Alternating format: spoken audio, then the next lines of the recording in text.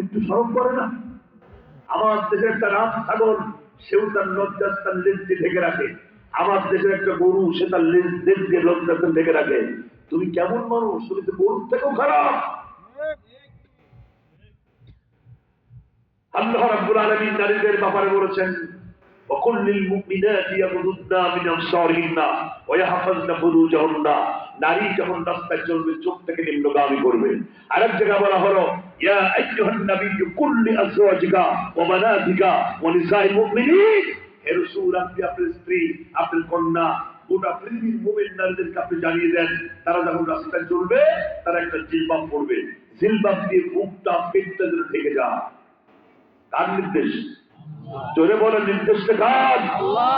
নারীর সম্মান যেমন ইসলাম দিয়েছে, নারীদের ব্যাপারে নীতিমালাও ইসলাম দিয়েছে। আমি বাবাদেরকে বলবো, আপনি আপনার স্ত্রী, আপনার মেয়ে, আপনার বোনকে আপনি শালীন রাখবেন, এটা আপনার দায়িত্ব।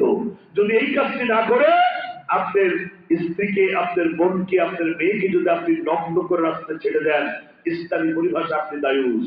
আর দায়ুসের জন্য আপনার জান্নাতের সুগন্ধ হারাম। আপনার হজ কোনো কাজে আসবে না, আপনার তাহাজ্জুদ কোনো কাজে আসবে না। সুতরাং কোরআনের সমাজ যদি চালু হয়, জেনা ব্যবস্থা দূর হয়ে যাবে, স্বাধীনতা আসবে, ভদ্রতা আসবে, মানুষ বিনয়ী হবে, নম্র হবে।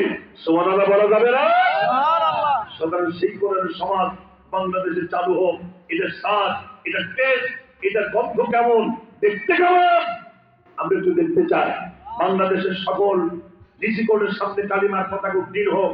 বাংলাদেশের সকল যা পুলিশ সুপারের অফিসের সামনে কালিমার পতাকা উড্ডীন হোক। বাংলাদেশের হাইকোর্টের সামনে কালিমার পতাকা উড্ডীন হোক। বাংলাদেশের সেক্রেটারিয়েট সচিবালয়ের সামনে কালিমার পতাকা উড্ডীন হোক। সংসদ ভবনের সামনে কালিমার পতাকা উড্ডীন হোক। গোটা দেশ কোরআন দিয়ে পরিচালিত হোক। এটা চাই কারা কারা? তোরা দুটো করে দেখায়।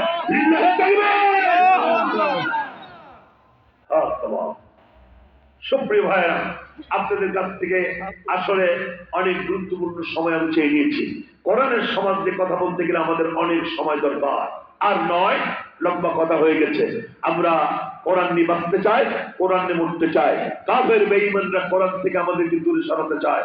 আল্লাহ তাআলার কাছে আমরা দোয়া করি, আল্লাহ যেন আমাদের মৃত্যু পর্যন্ত কোরআন নিয়েই জীবন যাপন করার তৌফিক দান করেন। আমিন।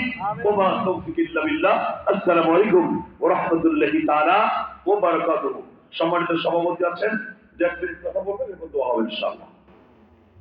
জি, ওনার কাছে মাইক্রোফোন দেন। অপারেটর কই? মাইক্রোফোনটা দেন ওনার হাতে।